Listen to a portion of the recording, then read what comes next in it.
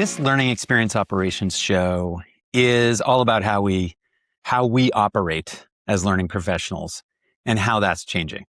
Where we've been, where we are right now, and where we might be in the future. And my guest today has been in this profession like I have for a while, and in the last couple of years has pivoted in the most AI forward way I've seen of all of the people that I've talked to. And right now, of course, people are just hungry to understand what the possibilities are in this space with AI in the learning professions. And Dan Streeter, who's joining me now, is not just thinking about what to do. And you are pushing the boundaries as hard as anyone I've met. You are the CEO of Mission Fuel. We've known each other for a few years. That's all you gave me to say about you in your introduction. Just that last sentence. Normally I'm reading out where people went to school and anyway. Good to tell all that stuff. But thank you for coming on and doing this with me. You got it. Hey, Jason, it's truly a pleasure. And I remember the first time that you and I spoke several years ago, and you were just getting Jackrabbit, really going. And it's been so neat to be able to see your success over the last several years. And so it's wonderful to be on the podcast with you. And so thank you very much for the opportunity. I appreciate that. That's wonderful. Well, so we are going to start off with some lightning round questions. And we're going to have time to go deeper into any of these things if we want to. But these are meant to be too quick, just a warm up for you and I. All right. That's so the first thing, what is the 30-second elevator pitch that you give about what you do? Got it. Well, see if I can keep it to less than 30 seconds. All right. We are Mission Fuel. We're an instructional design company. We built online learning almost exclusively for associations. And we do it on a project fee basis. And we also do it on a revenue share basis.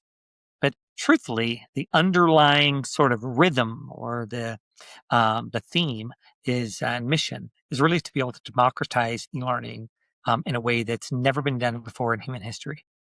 And so we just simply do that through associations and through e-learning. Love it. Okay. Next question. What do you love the most about your work? Oh my gosh. Well, first off, I love my team.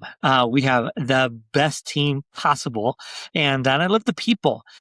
And that's the part that I really enjoy a great deal of. This is now my second iteration of a company that I started way back in 2013 called Impart.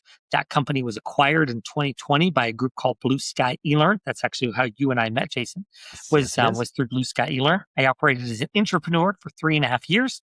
And then at the end of that, then I started Mission Fuel in August of 2023. So I love the change. I love the rapid pace of it. I love the people.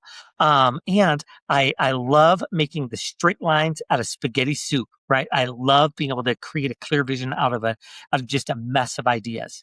And so for me, there's so much to love about what we do.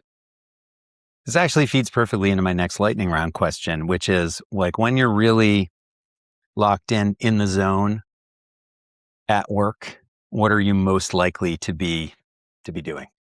So for me, I'm on a sales call because of course I'm a sales oriented CEO. And so that's really what I do.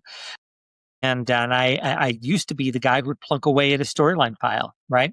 And I was the guy who would sit down and be able to try to figure out storyboards and try to figure out, how to build a scope and sequence. I still do a little bit of that work, but the vast majority of the stuff that I do is really in building client relationships and building relationships like with you. Those are the sort of things that that I primarily do. And if you find me sort of in the zone, that's really where I'm at. Is I'm in a wonderful sales call, or I'm meeting with a client, or I'm meeting with you, and just purely building relationship. All right. Well, we're going to stay in the zone this whole show. That sounds perfect. Very excited about that. Okay. Next question. And this is a question really about what you are doing right now with Mission Fuel. What was the event or moment that inspired you to do what you're doing right now? Oh my gosh. Well, there were 2 moments that actually occurred. And so I'm going to take this will be a somewhat long, short story. I'll try to make it short as possible. I was a student in middle school And when I put up my hand one day in middle school, I said, "Hey, why are we learning this?" By the way, we were learning about binary numbers, which is like totally fits right here, right? The 1 0 1 0 1 0 1, right? Yeah. Then you had to like logarithm it and figure it out. And I put it in my hand. I'm like, this is so dumb. Like, why are we learning this? Remember, this is like 1985.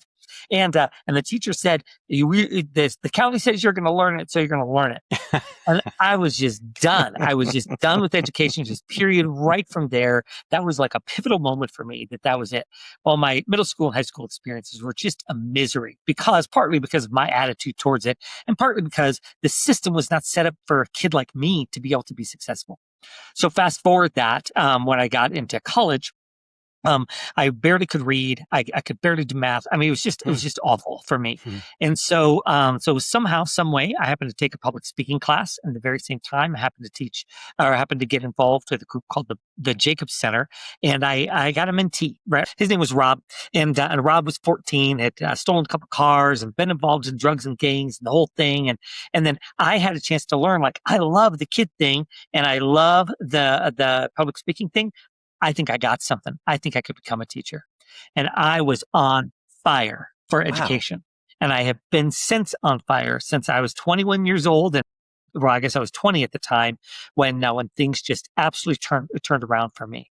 And since then, my whole life, my whole career has really been about education, whether I was a principal at a school or whether I was in the classroom or in this world. It's really given me just a gigantic blessing that's allowed for that to happen. So that was incident number one. Number two was November 2022. Hmm. And in November 2022 is when ChatGPT hit the scene. And I happened to sit down on my computer one day. This little thing popped up on the news, said, "Hey, ChatGPT." I was like, "What's ChatGPT?" And I'm just curious by nature. And so then I popped that open. And the first thing that happened, I thought, it's over. It's over. Instructional design, the way that we thought about it all of these years, is now done. Everything from the learning objective creation to the storyboarding to even the graphic design, like all of it is over. And that moment for me was such a dramatic shift to be able to say, now we have to literally reskill an entire industry, but it's not just our industry, it's the world. Like, the whole world will be impacted by this. So for me, it wasn't just the moment in middle school. It was this moment, my first interaction with ChatGPT. You're kind of doing my job for me because at least this couldn't have led better into my next question, maybe, which is, what are you most anxious about for the Oh. future? So for the future, I have two boys, both of them, I have three kids total. I have a stepdaughter who is 30, and then I have two boys that are 19 and 21. I'm afraid for their jobs. I'm afraid for what the world is going to look like here very shortly. I've got one that I'm not concerned about because he's an outdoor kid. He's gonna make it no matter what because it's not reliant on the technology. But I've got another one that wants to become an actor. And here, I assume very shortly, there'll be the very first AI actress that will be signed to an agreement who can work 24/7, 365. You can produce multiples of her unlimitedly. Uh, and all of a sudden we have Tilly Norwood. What happens? What happens to the actors of the world? And what happens to, instructional designers of the world, voiceover artists, graphic designers? Like, that is the thing that keeps me awake at night, to be able to think about what happens next for Hmm. my kids Hmm. that are out there in the world. So those are the things I'm worried about. Oh, my stepdaughter, by the way, is a writer. Same thing, right? Brilliant writer. And what happens now? Marvelous. All right. Well, we're going to roll into our full questions now. So of course, we're going to talk a lot about mission fuel. And before we do that, though, I would love, you actually mentioned a couple things that you've done along the way in your career. And I'm really curious to hear about a couple of jobs that set the stage for what you do now. Yeah, such a great question. So I was a high school teacher for a number of years. Actually quit teaching three separate times, which is sort of crazy. One time to be able to go out on a professional bowlers tour. One time to be able to get a raise in the corporate world because I thought that's what I was needing to do. And then the third time was because my oldest son was born, Zach. And so when that happened, I'd been in the classroom for, gosh, a total of 7.5 years. And so that definitely helped sort of like create my notion of what it meant to be a teacher. But I had the advantage of actually needing to sit down and do the work. And I was curious enough about things like the internet and those sort of things that I was fairly tech forward kind of at the time. And then in addition to that, I had my second job, or second big job, was I was the vice president of sales for a temporary employment service. So I had the high school side, and then I had the post secondary side, or not post secondary, but the workforce development side. And I Mhm. did that for a number of years, actually a total of 8 years. And then from there, I became a principal of a school. And so then I understood the elementary side. So I was a K-12 or K6 principal, and then I became the principal of a middle school. And so then when I had that, then I had the full spectrum, literally pre-K all the way to workforce development and everything in between. And so I have this sort of weird, eclectic kind of background, but it's all focused in on education and specifically how we start literally at the very, very beginning and where exactly we end up in terms of our workforce as a whole. So it's kind of a neat background. It's fun. I have not spent enough time with your LinkedIn profile because I was totally unaware that you were a school principal and a teacher. As many times as we've spoken, that has never come up. I did not know this about you.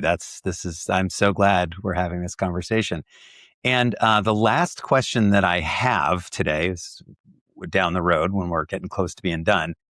The last person I interviewed, his name's Tom Driscoll, and he owns a company called EdTech Teacher. So he does Yeah. teacher training. That's his business.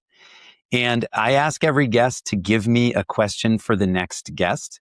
And so it's kind of interesting. He gave you a question from very much a kind of a K-12 frame, which is really his universe. Anyway, I'm looking forward to that. But let's move through this the way I had intended from the top. So this really is a show for people in the trenches in the learning professions. And when I say learning professions, I really mean this in a broad sense. It could be a teacher. It could be a university professor. It could be somebody in L&D. It could be somebody who's creating programming for a nonprofit organization, and they're a team of one. But there are so many, as you know, there are lots of permutations of what we do. And I really want this to be for anybody in this universe. And I say that because I kind of want this to be, it's okay if we get a little nerdy and in the weeds. So I just want to, it's like a preamble for the question, which is, for people like us, how do you describe what you do at Mission Fuel? For people like us, like the nerdy For people. people like us, yeah. What's the nerdy version of what you do Got it. at Mission So Fuel? we accelerate the process of e-learning development. So much so that we have the ability to operate on a revenue share basis. And that's really what we do. And we use artificial intelligence in order to make it happen. That's sort of the more nerdy version of it. I would also say that we as a profession, and specifically that we as Mission Fuel, are really out to be able to help folks to be able to make this transition. And not just in our world, not just in the L&D world, but as I said earlier, like every profession is going to be touched by the thing that we do. And so, or by AI, I should say. And so, therefore, we have got to be able to step into that in terms of reskilling. And so, we will be the agent that will allow for the opportunity for human beings to be able to make this transition when it comes to the AI revolution. It is here. It is fully upon us. We're seeing layoffs, like Amazon is an example, right and left that are occurring. And now we've got to be able to figure out, how do we as L&D professionals step into that space and become the heroes of the day? Yeah, Amazon, what is the New York Times story? They're going to lay off 500,000, or they're not going to hire 500,000 people. It's like Correct. Yeah, 75% of their workforce that's ultimately right. is going to be downsized. That's right. And they'll just So slowly but surely do it based on attrition, yeah, right? They'll just simply say, we just are going to just wait on hiring. We'll just yep, sort of fill the roles and everything else will be done. And then over the course of time, that 600,000 will eventually be zero, right? Or as right. minimal as possible. So you said that what you're doing is accelerating the work of of learning design. what learning professionals do. Could you just kind of go a level deeper? Which of the things are being accelerated? What are the things you're focused on? Yeah, I would say that everything that we are doing is really about process. And we think about how can we use AI first to be able to do this particular item. Now, I'm not saying that we're eliminating human beings. That is not the case at all, because we're able to employ the same amount of human beings, but at the same time, we're able to produce 10x more, which is Hmm. really what the world needs right now. The world needs more of the learning that allows for us to be able to be sort of super niche oriented, right? We now don't have we don't have to be just focused on those big companies that can go out there and spend $20,000 on an e-learning module. Yeah. Well, now the ticket size may be less, right? So let's imagine that same ticket size goes from 200,000 to 60,000, but now instead I can take that 60,000, I can do 10 of them. Hmm. That's going to be one of the biggest differentiators. And for us, as we have driven down the cost of e-learning to the point where we can say, look, we're willing to be able to take a risk on whether or not this thing is going to be able to be sold for a particular industry, it really makes sense to be able to do. It is hard. I'm going to tell you right now that although the AI tools are wonderful and they are good, there is a difference being able to use ChatGPT to be able to produce a storyboard, or to be able to take a body of knowledge and put it into a GPT project and then turn out a storyboard or turn out a scope and sequence or any of that. There's a wild difference between that and automation. Hmm. And that I think is sort of a misnomer, is that I think that with just generic sort of tools that we use, whether it's Gamma or 11 Labs or whatever, you can Hmm. generally speaking get it down to 60 or 70 hours of time per hour of e-learning that you can really get it down to and make it good. But then it becomes harder. Hmm. And I think that's going to be the sort of the barrier for now, that people will really struggle to be able to sort of overcome.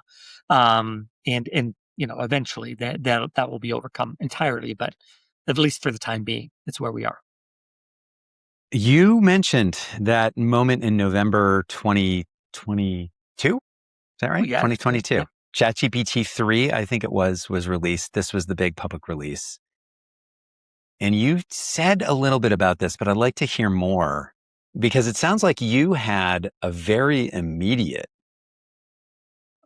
vision of what the future might slash will has looked like as soon as you saw it. And I'm curious, could you talk more about what you saw just at first? What was the thing that you saw that really flipped that switch for you? Yeah, so that's a great question. I don't exactly remember the project that I was working on, but I happened to ask it really about scope and sequencing. And I said, can you build me a scope and sequence? And then it did. And I thought, oh, and then I thought, okay, well, take these three learning objectives and build a scope and see, and then build a storyboard for me. And then it did.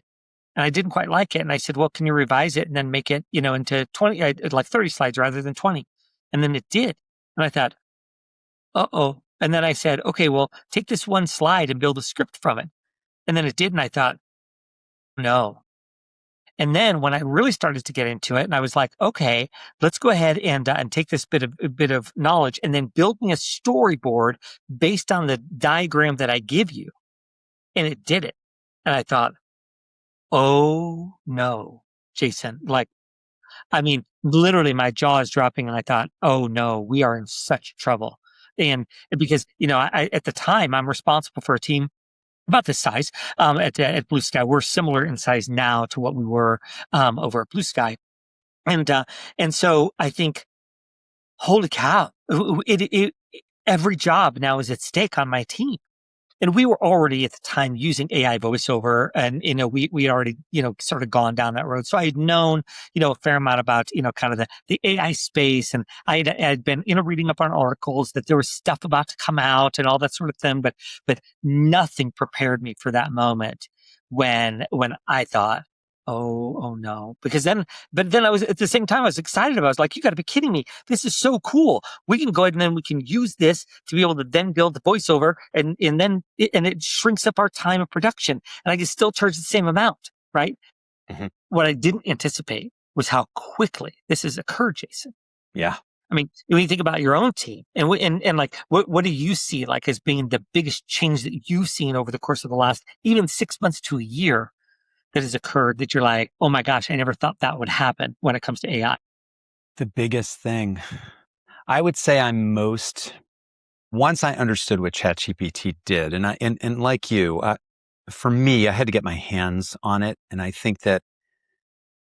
uh, I think you and I had similar pasts. Like I came up doing things. I was making things. I was building courses. You've done that work. So we both have been in the trenches making stuff.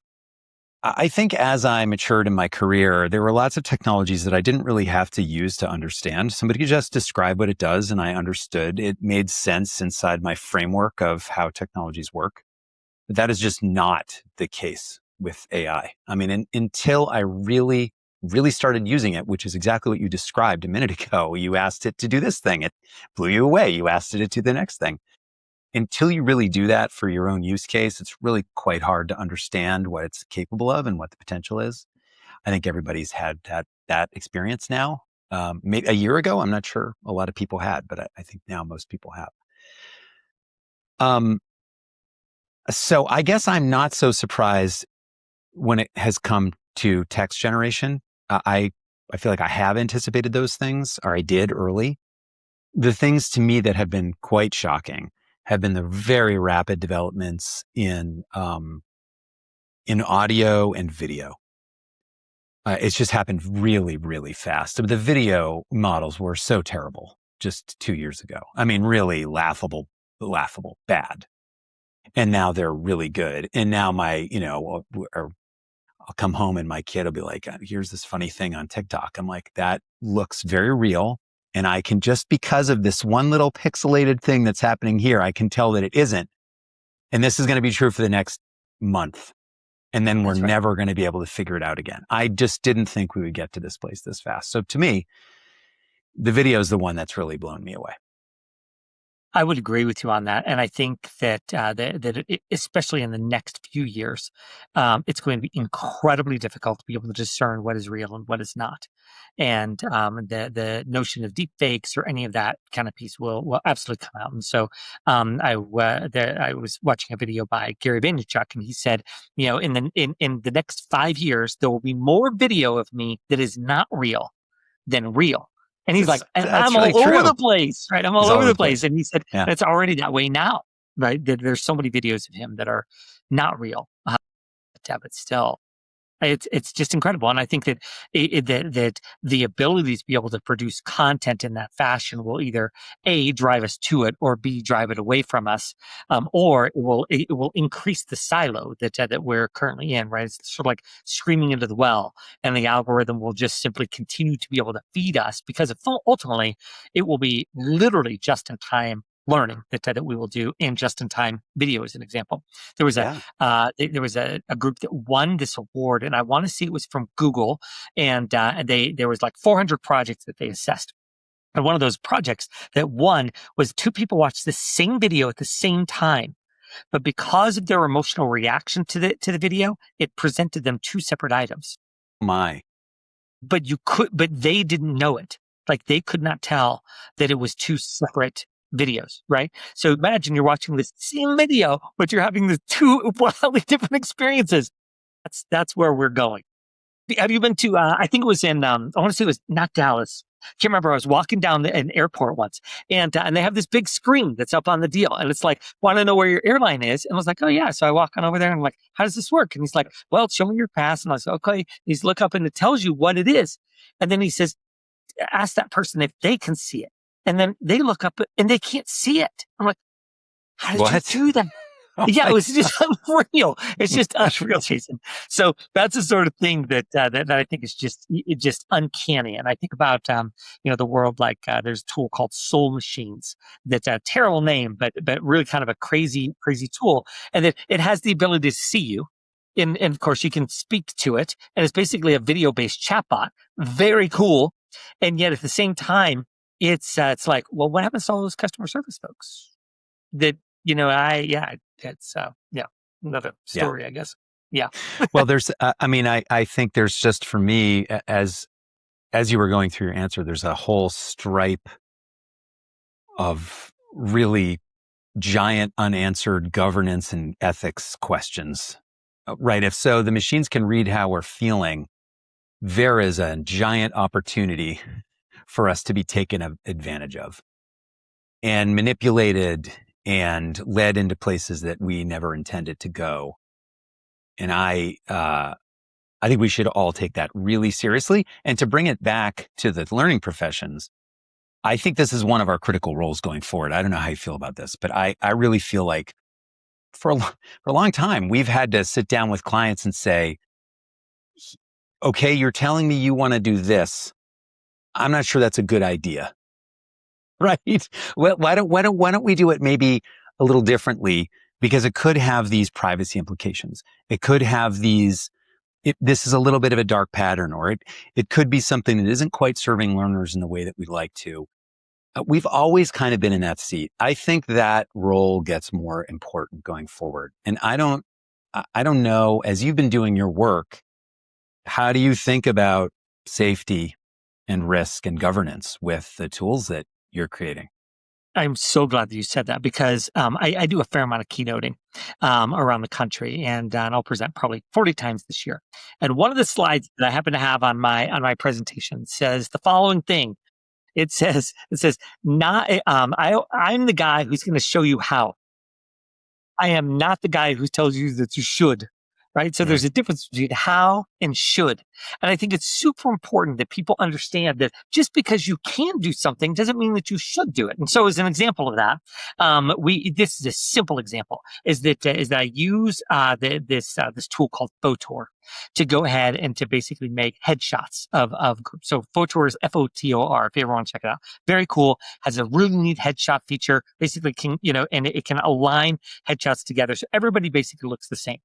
Well, I can go out to their social media posts without them aware, grab it, download it, reproduce it, put it in there, right?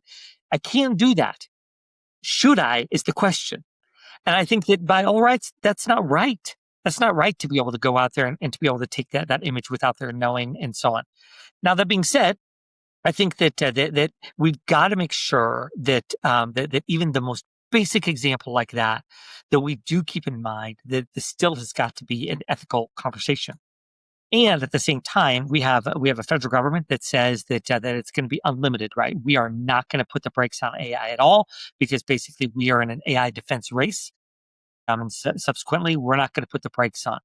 And so now we're running into the piece of, well, what about copyright? Well, fortunately, when I take a look at something like a ChatGPT, it's pretty good in respect to its ability to be able to take content and turn it into other content.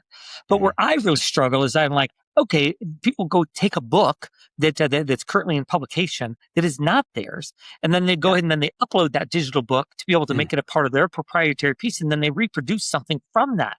That just doesn't seem fair to me. No, And without so, attribution. yeah, Yeah. that's the Yeah. part. That's the part that I struggle with a bunch. Is where we kind of draw the line when it comes to IP, and there's not a great answer that's right now about it. And I just think that that any, especially from a federal government standpoint, there's no brakes that are going to be put on it. Because if number one, you couldn't keep up. Like by the time you and I get done debating whether or not we should, or how we should be able to do it, it's over. Like the next thing has already come along and broken through that barrier. So next question is, you are involved in a lot of things and you've been solving problems as we all do when we run a business. What is the big thing that you're working on now? What's one thing that you're trying to do better right now? Oh, yeah, wow, that's such a great question. I would say that we are number one, just simply refining our processes. Mm. We have a stellar team that I think is refining that to the nth degree. Well, most tools will sort of get us 80% of the way there. We are trying to be able to figure out how to take that 80% and make it 90, and then that 90 to 99, and then eventually to 100 to 100%. I think that's That's one thing that we're definitely working on. I think the other thing that we're working on is integrations between systems. Is the L&D systems were not built to be able to talk to one another. So Storyline does not talk directly to a learning management system, right? But what if we had that ability to be able to have a Storyline like tool that then had the ability to connect with others, or maybe with Storyline itself that had that ability? I don't know. Point being is that the ability to have tools that talk to one another, I think would be absolutely critical to be able to have. I think in addition to that is that the notion of just in time learning, I think is something that I would really like to be able to figure out a way to solve. So, Hmm. for example, we go out there and we make an update um, to a particular document internal, and then we turn around and we take that document and it automatically then updates a piece of learning. And so, and I think that would be sort of like this incredible panacea of what's possible when it comes to e-learning and really where we're headed as a whole. I think the other part that's really fascinating is when we take a person like you take me, I've been involved in L&D for a long, long time, and that learning needs to be directed to me in a different fashion than somebody who's brand new, right? But right now it's static and it's all the same.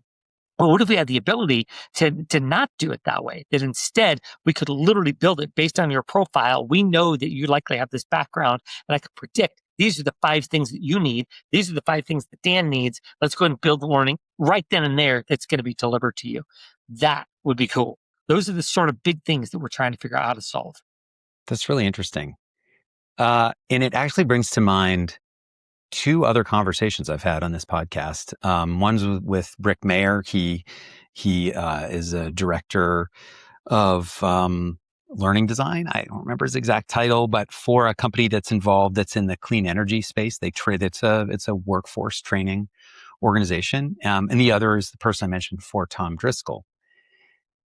And one of the things that came up in both of those conversations was this idea that the things that we're delivering are going to be part of a larger experience that the learner's having. So the question that I asked to Tom, I think, was something along the lines of something about personalized learning, and should all learning be personalized? And he really chafed at that question. So I was quite surprised because he said, it's fine. There's a place for that. But learning's very social. We need he said, I'm really worried about a situation in which we are sticking people in a one-on-one relationship with a machine, and they're just getting their personalization from the machine, when we should be taking advantage of the rich opportunities students should have to work with each other and to be interacting with their teacher. So I'm curious how you, or I suppose, how are you thinking about where a solution like that is a just-in-time tool? How do you think, what is that, if you just think about like a future workforce environment, right, where people have to do continuous on-the-job learning, what is the bigger picture where that solution fits? So that's a great question. So here's my notion about teachers is that the number one job of a teacher is to be able to meet the student where they are. Mm-hmm. And so if that's the case, AI can do that better than most teachers can typically in terms of academic oriented items. Now, we also can, of course, now include social emotional pieces in there as well. I'm not saying that we should go out there and replace teachers. I do believe that we have the ability to be able to use AI to be able to augment learning in a way that we could have never have done possible before, because we can identify gaps that we could have never have found before. We can identify talents that we could have never found before, because of the use of AI allows for us to be able to do it. When it comes to the workforce item, it's very similar, Jason. So essentially, I've got let's imagine that I have the warehouse, right? So I've got the Amazon warehouse, and here I am. I need to be able to know how to do a specific thing, and I can go ahead and I get stalled, right? I'm there for a minute. I'm trying to be able to figure it out.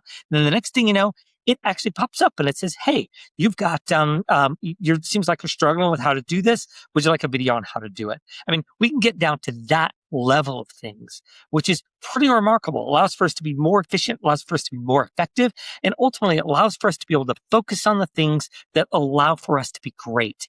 Because we as human beings, when we think about sort of like Maslow's hierarchy of needs, I mean, ultimately our basic needs are met for the most part, right? And now this allows for us to be able to have the space necessary to allow for us to truly think, like to truly become to a degree self-actualized in a way we could have never have imagined before. People say that I'm a tech optimist, and I would say that I am a tech optimist. And part of that reason is because this leap that we're about to take is going to be incredibly difficult because of the speed that it's going to happen. If this happened over 50 years, it'd be a totally different story. But we're talking about 5, 10 years. That's what's going to make it difficult. But on the other end of this, I do believe that we have the ability now to be able to provide for each other and provide to be able to serve ourselves in a way that we could never have possibly imagined because of artificial intelligence. Well, the other end, how far away do you think the other end is? It's a good question. I have no idea. I think that this is going so incredibly quickly. When AI originally came out, when ChatGPT originally came out, they thought that AGI, artificial general intelligence, was approximately 30 years away. Now they're saying it's 5. Because remember, you've now unleashed a tool to 7 billion people, all that have cell phones, right? And so you've released the most powerful tool on top of the most powerful tool in human history. Mm-hmm. And no wonder it's evolving the way that it is. Because now everybody now has access to a tool that is limitless, that we never thought in a million years could be. So for me, Jason, I think that I don't know the answer. Like I literally read an article this morning that IBM came out with it has a new team, basically called the AGI team. And their whole job is to effectively go through and figure out how to be able to make AGI work, right? And to be able to identify when it occurs. And so this is the time when we're talking about now that artificial intelligence is smarter than any human. And we're assembling a team around this. So it's close. And then when we get to artificial superintelligence and we have one machine basically that's smarter than all of people on planet Earth combined, then what? When it will eliminate the vast majority of white collar jobs. So where do we go? It's a great question. And I don't have an answer. I don't want to scare anybody listening to this, but if you want the scary version of this vision, did you read the project? Is it Project 2027 paper that came out a couple months ago? So there are these AI researchers that had worked inside, major like OpenAI or similar AI, and they used the best available research to project out possible futures, near-term futures with AI. I think they're 2027 is a little early for some of the things they're predicting, but they give you like 2 alternate futures. One works out pretty well, the other one not so much. And I think I don't know that I buy those 2 as like we're locked into one of those futures. But to me, it helped me understand the potential perils of a superintelligence. I think anybody who's listening, if you want to, it reads like sci-fi. It's actually quite compelling and interesting. It's a good read, but it's a little scary. And I think everything you just described is we're could be closer than we think. We might not even know when it happens and when we cross the threshold. And when it does happen, it could be orders of magnitude smarter than we are. And that is its own pickle. And I would say maybe a topic too big for this show. Well, I'm happy to jump back, Jason. So there's a video. I know the book you're talking about. There's a video that does the same thing. It basically describes that piece. And you're right. The one ending, not so great. But Yeah, and I think that now that we're heading into this new robotics era, if you've been keeping up Yeah, I with the have. robotics piece, is that China is producing hundreds of thousands of robots, and we're not quite in keeping pace around that. But in addition to that, robots are very close to being able to build other robots. So now you combine artificial intelligence along with that ability to have robots, and driving down the cost of production of those same robots. Now we're at 600. I think it's like $1,600 is like an entry level robot. That's affordable for most families, right? Yeah. And that is the most basic of models now. That's pretty adept and pretty capable. Where does this go? And where does it go? I think that Elon Musk predicted that there will be 10 billion robots on the planet in the next. I want to say it's in the next 5 years. Maybe it's What? 10 years. It's Oh 10 my billion. God. More robots than people. More robots than people. Holy smokes. All right. Well, I'm going to get to my last question. This has been, we can keep going, but I'll get to my last question here. This is from Tom Driscoll. So again, he runs EdTech Teacher. And here's his question. And I think you could answer, and maybe you want to answer this twice, maybe one with your K-12 hat on and one with your workplace learning mission fuel hat on. So here's the question. Now that AI tools are so pervasive and useful, how has that changed the nature of the interaction with the learner? Has it enhanced or changed the learner experience? Great question. I think it's both. I think it's enhanced and it's hurt at the very same time. I think without intelligent, really thoughtful approaches, AI becomes the crutch that people rely on, and then they end up with words like delve 45 times in an e-learning that doesn't help Yeah. anyone, Yeah. right? The human still must be in the loop. You still need to rely on subject matter experts to be able to determine, is the learning valid or not? You cannot remove the human from human learning. I think that that's number one thing.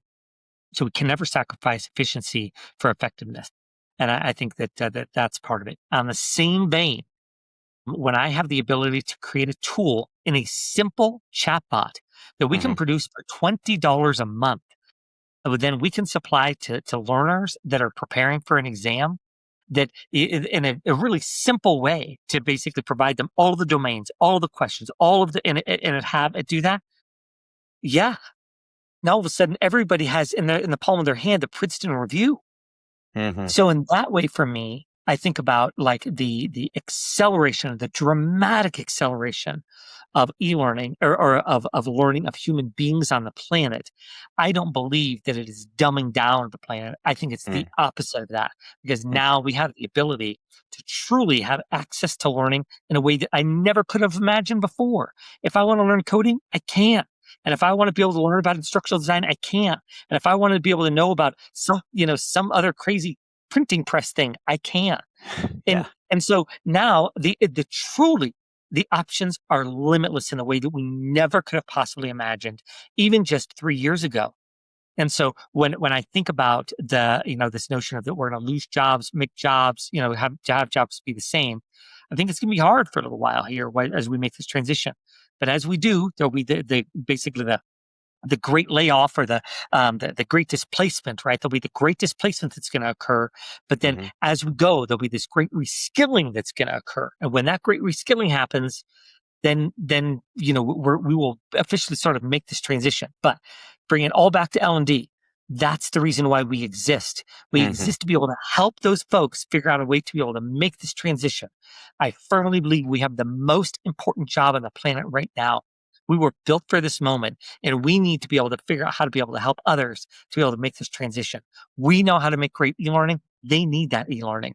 Our job is to make the most effective use of the tools that are available, and AI is the best one out on the market right now. You, you just said something that I haven't heard anybody say in our industry yet, which is we have the most important job in the world right now. We do.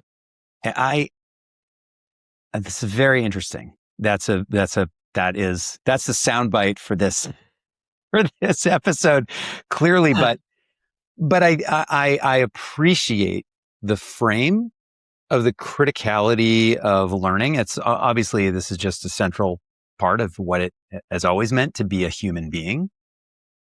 But given the context of where we are and how the world is changing, it's hard to disagree that it's in the conversation as the most important job. So thank you for saying that. Yeah. I had a school principal who was a mentor of mine who I loved. And she used to say that one bad teacher is worse than a brain surgeon. The one bad brain surgeon. And she said the reason for that is because one bad brain surgeon destroys one brain at a time, whereas one bad teacher destroys 30 at a time or 150 at a time. We as L&D professionals, we have the ability to serve thousands and thousands of people. I think about all the e-learning that we do. It is in front of tens of thousands of people every single day. Yes. We have the power to be able to make an impact that no one else on the planet has, because we understand how to be able to develop e-learning and deliver it in a way that allows for people to be able to grow and to be successful. There is literally no better way to end this episode. So we're just going to stop here. Thank you so much for doing this. I really appreciate it, Dan. Jason, anytime. And I feel like I spoke a lot. Next time I'm asking you the questions. All right. It's a deal. Thank you. Thank you for listening. And a huge thanks to our guest today. If you enjoyed this episode, please like, subscribe, and share it with your friends and colleagues. I'm Jason Gorman. I'm the founder and CEO of Jackrabbit Learning Experience, where we help organizations of all kinds make learning better through a clear, repeatable process that is future ready. If any of this resonates with you, just keep tuning in and please join the community we're building. I'm looking forward to seeing you next time. Bye.